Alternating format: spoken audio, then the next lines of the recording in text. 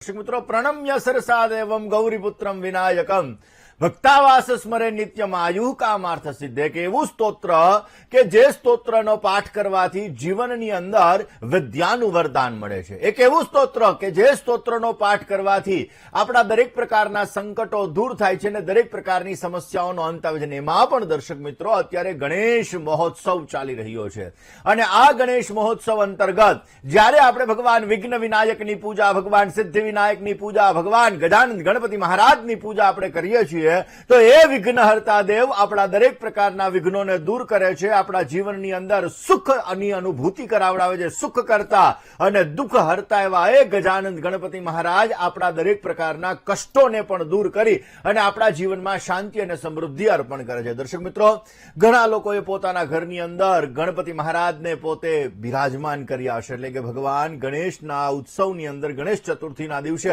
આપ ગણપતિ મહારાજને ઘરે લાવ્યા હશો।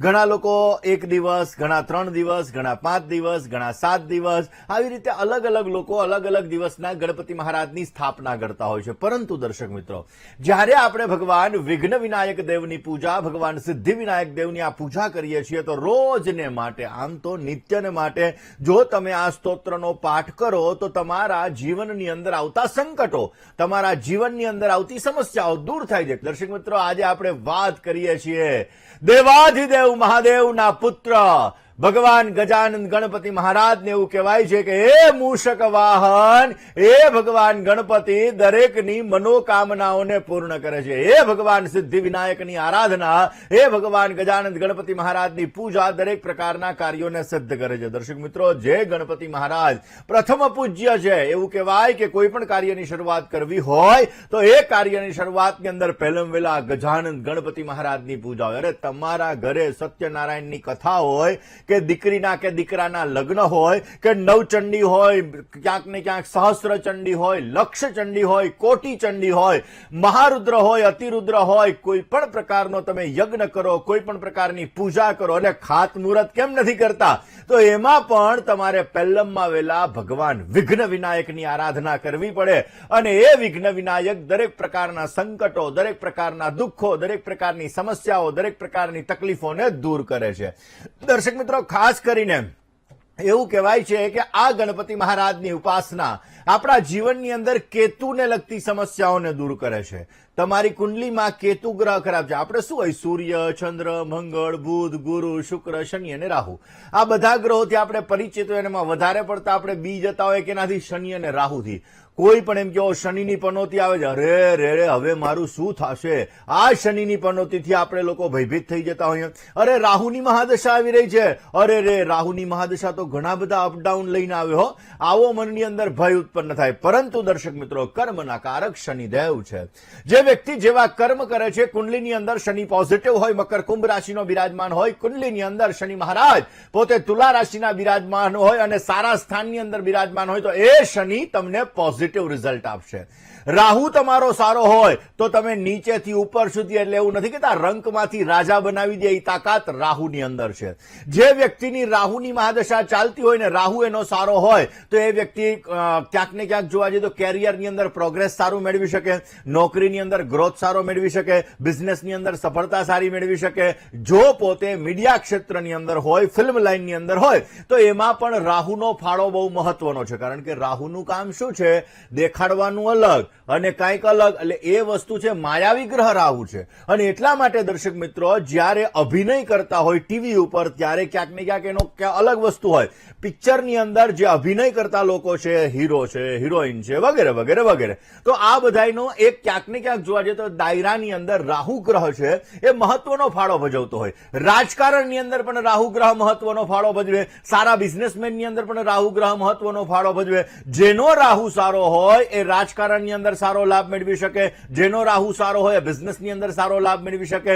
રાહુ તમને ક્યાંક ને ક્યાંક રંકમાંથી રાજા બનાવવાની તાકાત રાખે છે।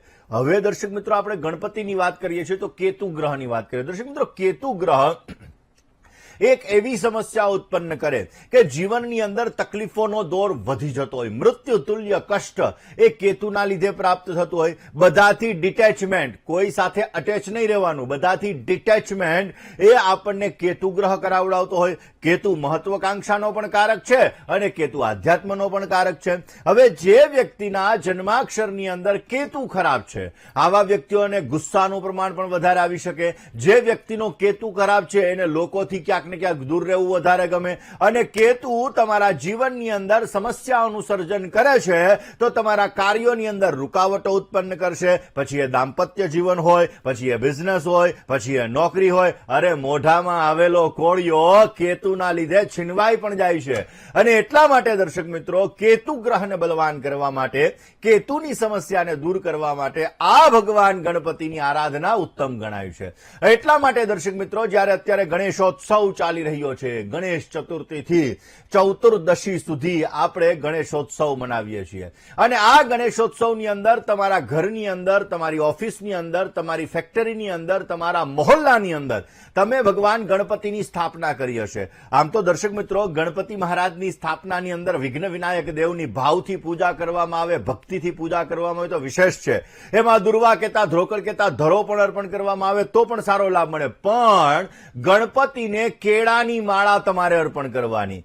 કેળાની માળા તમારે ભગવાન ગણપતિને અર્પણ કરવાની. પછી એ 10 કેળાની માળા અર્પણ કરો, પછી એ તમે 18 કેળાની માળા અર્પણ કરો, 21 કેળાની માળા અર્પણ કરો. આ ગણપતિ મહારાજને તમારે કેળાની માળા અવશ્ય અર્પણ કરવાની. કેળાની માળા અર્પણ ન કરી શકો તો તમે કેળા પણ ત્યાં મૂકી શકો, અને એ ભગવાન વિઘ્ન વિનાયકને કેળા અર્પણ કરવાથી તમારા જીવનની અંદર આવતા સંકટો, તમારા જીવનની અંદર આવતી સમસ્યાઓ, તમારા જીવનની અંદર આવતી તકલીફો ભગવત કૃપાથી અવશ્ય દૂર થાય છે.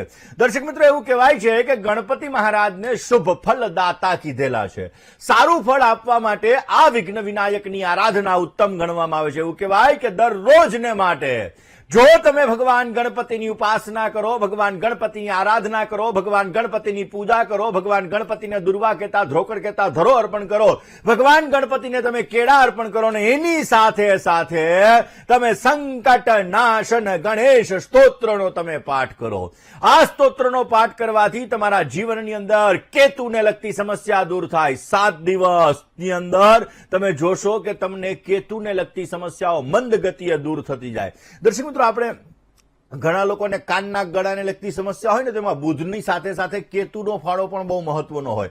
એટલે જો તમે સંકટ નાશન ગણેશ સ્તોત્રનો પાઠ કરો તો અવશ્ય એના દ્વારા ભગવાન ગણપતિની અનન્ય કૃપા પ્રાપ્ત થાય છે, અને એ ભગવાન વિઘ્ન વિનાયક દરેક પ્રકારના કાર્યોને સિદ્ધ કરે છે અને ઉત્તમ પ્રકારનો લાભ આપે છે. દર્શક મિત્રો, નારદ પુરાણની અંદર નારદ મુનિએ આ ખાસ કરીને જોવા જઈએ તો બોલેલું ખાસ આ ગણપતિ સ્તોત્ર દરેક પ્રકારના કાર્યોને સિદ્ધ કરે છે. નારદ ઉવાચ પ્રણમ્ય સરસાદેવમ ગૌરીપુત્રમ વિનાયકમ ભક્તાવાસ સ્મરે નિત્યમ આયુઃ કામાર્થ સિદ્ધયે. કે આ ગણપતિ મહારાજની આરાધના કે જે ઉમાના પુત્ર છે, અને એ ગણપતિની આરાધના આપણા જીવનની અંદર દરેક પ્રકારની સમસ્યા, દરેક પ્રકારના સંકટો એને દૂર કરે છે. બુધવારના દિવસે 11 વખત પાઠ કરવામાં આવે, રોજને માટે 1 વાર પાઠ કરવામાં આવે. ગણેશોત્સવ દરમિયાન રોજ 11 વખત પાઠ કરવામાં આવે તો એ ગણપતિ મહારાજ દરેક પ્રકારના વિઘ્નોને દૂર કરે છે. અને આ ગણપતિ મહારાજને આ જ્યારે સંકટ નાશન ગણેશ સ્તોત્રનો આપણે પાઠ કરીએ, ત્યારબાદ અબીલ, ગુલાલ, કંકુ વગેરે વસ્તુ આપણે અર્પણ કરીએ, સિંદૂર ખાસ અર્પણ કરીએ તો અવશ્ય જીવનની અંદર વિશેષતઃ લાભ મળે છે. એવું કહેવાય છે કે આ સંકટ નાશન ગણેશ સ્તોત્રમાં નારદજીએ કીધું, વિદ્યાર્થી લભતે વિદ્યા, ધનાર્થી લભતે ધનમ. વિદ્યાર્થીને જ્યારે વિદ્યા પ્રાપ્તિની અંદર, કારણ કે ગણપતિ મહારાજ તો જ્ઞાનના જ કારક છે, અને એટલા માટે જ્યારે આ સંકટ નાશન ગણેશ સ્તોત્રનો આપણે રોજ પાઠ કરીએ છીએ તો આપણી સ્મૃતિ વધે છે, આપણી યાદશક્તિ વધે છે, ને એ વિદ્યાર્થી બંધુઓને યાદશક્તિ વધવાથી, ગણિતની અંદર સારો લાભ મેળવવાથી અવશ્ય સારો લાભ મળી શકે છે. એટલે કે જો તમે વિદ્યાર્થી છો તો અવશ્ય ગણપતિની પાસે તમારે આ સંકટ નાશન ગણેશ સ્તોત્રનો પાઠ કરવો જોઈએ. હવે તમે બિઝનેસ છો, તમારે પૈસાને લગતી સમસ્યાઓ છે તો પણ ધનાર્થી લભતે ધનમ, જે લોકોને ધનની પ્રાપ્તિ કરવી છે, નાણાકીય સમસ્યાઓ દૂર કરવી છે, આવા લોકો પણ જો રોજને માટે આ ગણપતિ મહારાજની આરાધના કરે તો વિશેષ લાભ મળે. પુત્રાર્થી લભતે પુત્રમ, જેને સંતાનને લગતી સમસ્યા છે, સંતાન પ્રાપ્તિમાં, કારણ કે કેતુ સંતાનમાં પણ સમસ્યા આપે, અને એટલા માટે જો તમારે સંતાનને લગતી સમસ્યા છે તો પણ જો તમે આ સંકટ નાશન ગણેશ સ્તોત્રનો પાઠ કરો તો સંતાનને લગતું સંકટ તમારું દૂર થાય અને અવશ્ય વિશેષતઃ તમને સારો લાભ મળી શકે. જપેત ગણપતિ સ્તોત્રમ ષડભિર માસે ફલમ લભેત સંવત્સરેણ સિદ્ધિંચ લભતે નાત્ર સંશય. તમે કન્ટિન્યુ આ પાઠ તમે કરો તો વધીને તમને 180 દિવસની અંદર વિશેષ માત્રામાં સારો લાભ મળી શકે અને એના દ્વારા તમે તમારા જીવનમાં આવતા સંકટો, તમારા જીવનની અંદર આવતી સમસ્યાઓ દૂર કરી શકો. હવે તમે એમ કહો મને વાંચતાય નથી આવડતું, તો અષ્ટેભ્યો બ્રાહ્મણેભ્યશ્ચ લિખિત્વાય સમર્પયેત તસ્ય વિદ્યા ભવેત સર્વ ગણેશસ્ય પ્રસાદતઃ. 8 બ્રાહ્મણોને આ લખેલો જે પાઠ છે એ પાઠ કરવા માટે તમે આપી દો તો પણ તમને લાભ મળે. બ્રાહ્મણો દ્વારા પણ જો તમે પાઠ કરાવી લો તો પણ અવશ્ય તમારા જીવનની અંદર આવતા સંકટો, તમારા જીવનની અંદર આવતી સમસ્યાઓ, તમારા જીવનની અંદર આવતી તકલીફો દૂર થાય છે. દર્શક મિત્રો, જે લોકો ગણપતિ સ્તોત્રનો રોજને માટે પાઠ કરે છે આવા વ્યક્તિઓને મનની શાંતિ મળે છે, આવા વ્યક્તિઓને સ્વાસ્થ્યનું વરદાન પણ મળે છે અને આવા વ્યક્તિઓને દરેક પ્રકારના ભયોમાંથી તમે મુક્ત થઈ શકો અને તમારા જીવનની અંદર જો કન્ટિન્યુ 6 મંથ એટલે કે 6 મહિના સુધી જો તમે આ પાઠ કરશો તો એના દ્વારા તમારા જોબમાં એટલે કે તમારી નોકરીમાં, તમારા વ્યવસાયની અંદર કોઈ પણ પ્રકારની સમસ્યા હશે તો એ વિઘ્ન વિનાયક દેવની કૃપાથી અવશ્ય દૂર થશે અને તમને સારો લાભ મળી શકશે. દર્શક મિત્રો, આમ તો એવું કહેવાય છે કે આ સંકટ નાશન ગણેશ સ્તોત્રનો પાઠ આપણે જ્યારે કરવા માટે બેસીએ ત્યારે સ્નાનાદિ કર્મથી શુદ્ધ થઈ ગાયના ઘીનો દીવો કરી, અગરબત્તીનો ધૂપ પ્રજ્વલિત કરી અને આપણે ગણપતિ મહારાજની મૂર્તિ સામે રાખી અને આપણે આ જો આ ગણપતિ સ્તોત્રનો પાઠ કરીએ તો વિશેષ માત્રામાં આપણને લાભ મળી શકે. જ્યારે આપણે પાઠ કરવા માટે બેસીએ ત્યારે આપણે સંકલ્પ લેવાનો, જે મનોકામના, જે ઈચ્છા હોય એ ઈચ્છા ભગવાન વિઘ્ન વિનાયક આપણી પરિપૂર્ણ કરે એ માટે ભગવાનને આપણે પ્રાર્થના કરવાની. ભગવાનને ફળ, જલ, ફૂલ વગેરે વસ્તુઓ આપણે અર્પણ કરવાની છે અને ત્યારબાદ આપણે આ પ્રણમ્ય સરસા દેવમ એ સંકટ નાશન ગણેશ સ્તોત્રનો પાઠ કરવાનો અવશ્યના દ્વારા આપણા સંકટો દૂર થાય છે અને વિશેષ લાભ મળી શકે.